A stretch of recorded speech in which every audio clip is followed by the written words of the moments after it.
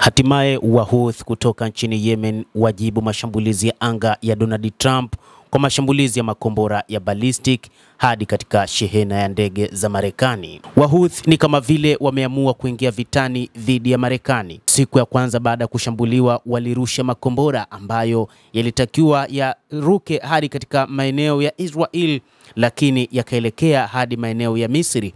Lakini wakati huu wametumia makombora yao ya balistiki dhidi ya shehena za ndege za Kimarekani. Mashambulizi hayo yametokea siku moja tu baada ya rais wa Marekani Donald Trump kuamuru mashambulizi ya anga katika maeneo yenye ngome ya kundi hilo nchini Yemen. Wapiganaji hao wa Kihouthi wametangaza kuwa wameanzisha shambulio lililojumuisha makombora 18 ya balistiki na ya kusafiri pamoja na ndege zisizokuwa na rubani kulenga shehena ya ndege ya USS Harry S. Truman na meli zake za kivita kaskazini mwa Bahari Nyekundu siku ya Jumapili.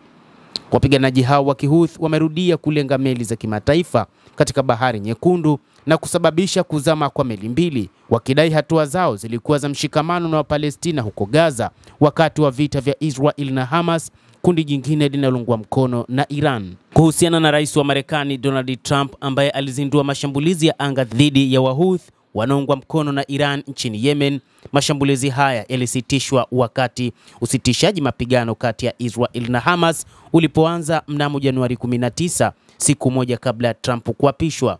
Walakini wiki iliyopita Wahouthi walitangaza kuwa wataanza tena kulenga meli za Israel baada ya nchi hiyo kuweka kizuizi kwenye eneo la Gaza na kukata mtiririko wa misaada ya kibinadamu kwa wakazi wa ukanda wa Gaza. Waziri wa mambo ya nje wa Marekani Marco Rubio aliviambia vyombo vya habari Marekani siku ya Jumapili akisema hakutakuwepo na watu watakaodhibiti meli zinazoweza kupita na zipi ambazo hawawezi kutuzuia tena. Na kwa hivyo swali lako ni hili, itaendelea hadi lini? Itaendelea hadi wasiwe na uwezo wa kufanya hivyo, aliongeza. Kwa maana yake ni kwamba Marekani sasa imeamua kupambana na wapiganaji hao wa Kihouthi hadi pale watakapoweka silaha chini.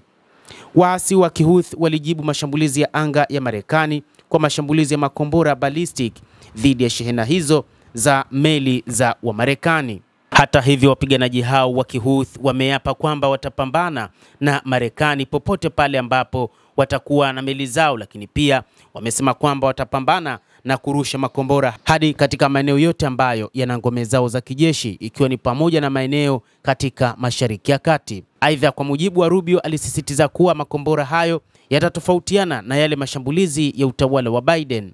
Wizara ya afya inayoongozwa na Wahouthi imeripoti kwamba mashambulizi ya anga ya Marekani siku ya Jumamosi yaliua watu wasiopungua 53 na kwamba idadi imeongezeka zaidi, wakiwemo wanawake pamoja na watoto.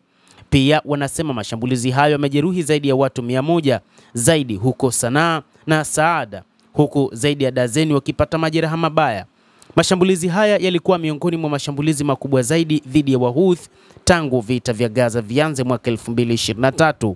Siku ya Jumamosi Donald Trump aliapa kutumia nguvu kubwa na mbaya zaidi hadi kundi hilo linaloungwa mkono na Iran litakapositisha mashambulizi yao kwenye ukanda muhimu wa baharini, akionya Tehran kwamba atawajibisha kikamilifu kwa vitendo vya washirika wao wote wa kikanda ikiwa ni pamoja na Houthi.